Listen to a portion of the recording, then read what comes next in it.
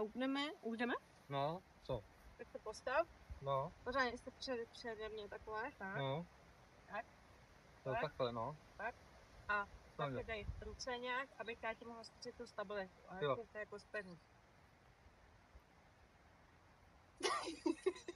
Když ty sami povětší s tou váhou. No to víš, já se tam taky vyšel, to. Ještě v obráceně. Já jsem stabilní. Zádama pozadu. Ty jsi stabilní, jak... Dej mi tam trošku prostor.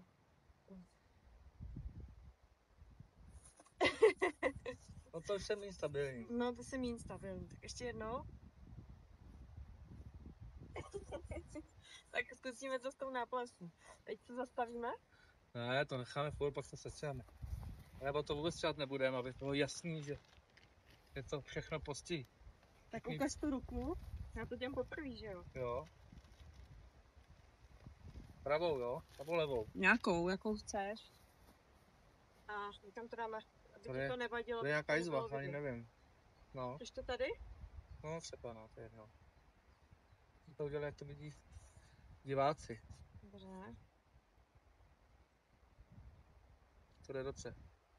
Zatím nevím. Zatím to moc nejde, viď, dolů. A? Jsem nevěděla, kudy na to, víš? Ježišmarja, abych mě dostal z toho nic. To co? Nevím.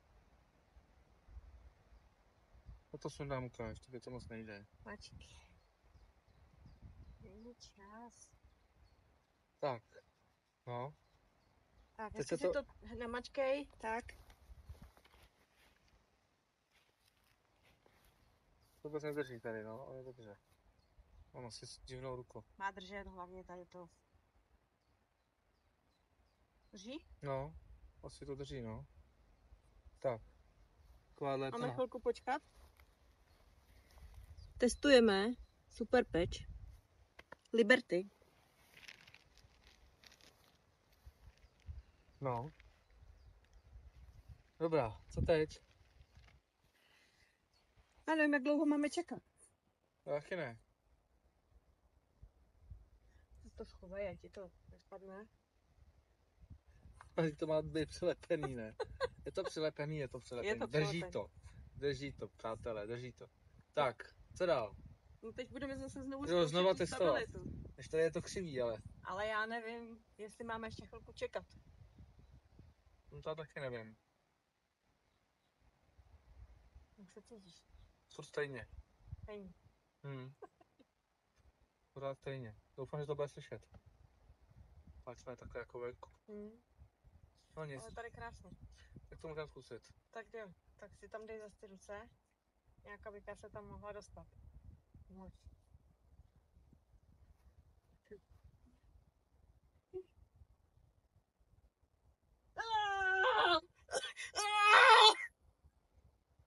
Je to jako fakt fungovalo. Nevím, zkus to ještě víc. Ty vole. Ale mám pocit, jako že byl přibitý k zemi normálně.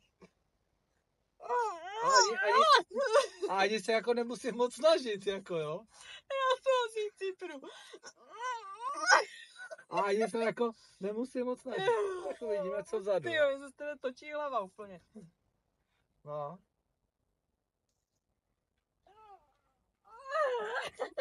No, už to povolilo. Dozadu tě dostanu. Dozadu mě dostaneš. Ale to tady možná trošku zkusím. Tak můžem?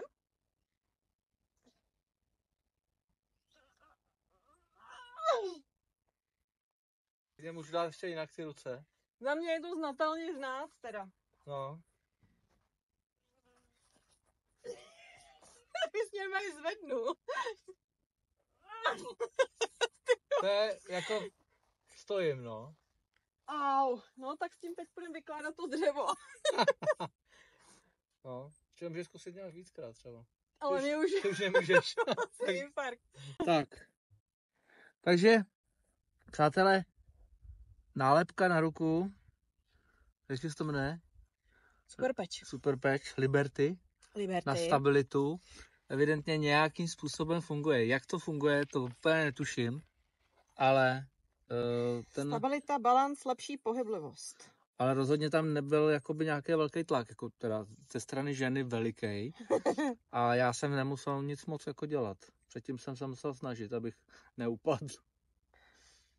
Tato Liberty by měla být matkou všech těch náplastí. Matkou. Tak ještě potřebujeme otce na druhou stranu. A je na neurologickou homeostázu. A můžeme začít jít jako Superman. No a tobě ještě nalepíme Freedom, která je na bolest. To je na věky. Protože si přijel s bolestí zad. Tak a tu nalepíme kam? Na prdel. Kam chceš. Já bych ti dala právě na ty záda. No tak nikdy na záda. Odhalím ta knížata tady. A to chceš taky natáčet? No to natáčím pořád, tak. Nastříkej mě úplně do náha, nemusíš mě všichni vidět. Dobře. A tady to mám po operaci po levé straně. Tak tam tady někde to natáhne. Tady bych ti to někam dala, no. Aby to bylo takový... to dala úplně přesně. A teď mě jenom posral tak. Prst. To je pro štěstí. Žlutou normálně.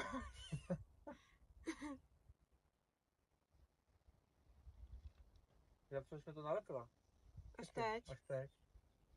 Tahle ta šla hezky. Dobře. To člověk naučí postupně. Takhle jsme nalepení, jo. A teď by to mělo přestat bolet? No. Já nevím vůbec, jak to funguje tohle. Dala bych tomu čas. Dobrá. Tak jdem na to. Jdeme pracovat a uvidíme, jestli to bude tak rychle funkční, jestli to bude tak rychle funkční, že budu moct pracovat a zároveň nebudu bolet u toho záda, paž všechna fyzická práce po mé operaci páteře je prostě bolestivá. Takže uvidíme. Tak zatím děkujeme Michalce.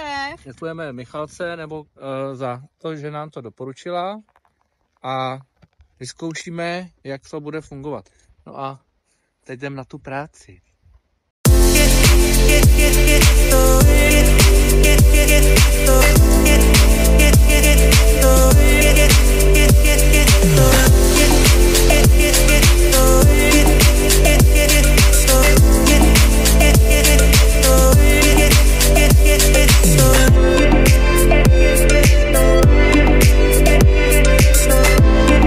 Tak musím říct, že jsem příjemně unavený, ale nejsem bolavej. A to je zásadní. Z toho videa jste viděli, že jsme dělali něco okolo skleníku. Vytáhli jsme tu izolaci, což to bylo jednoduchý a to ani nebylo vidět, jak to bylo rychlý. Ale v podstatě jsme udělali záhon do skleníku, protože tady musíme dělat vyvýšený záhony, poněvadž jsme na skále, tady nic nezakopete do země. Takže jsme dělali vyvýšený záhon. Tahali jsme dřevo, řezali jsme, přišrobovávali a tak dále, a tak dále. Všechno takové ty věci, které jsou prostě náročné na tu páteř, na to hejbání sem tam, výkruty a podobně. No a musím teda říct, že jsem unavený, ale fakt to nebolí jako to vždycky bolívá, když tady dělám nějakou fyzickou práci, námahu. A to je teda co říct.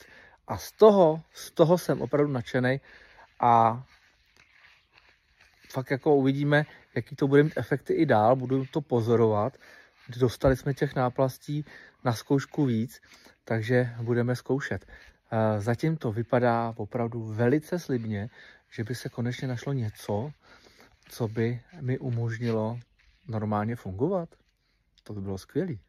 Tak zatím čau.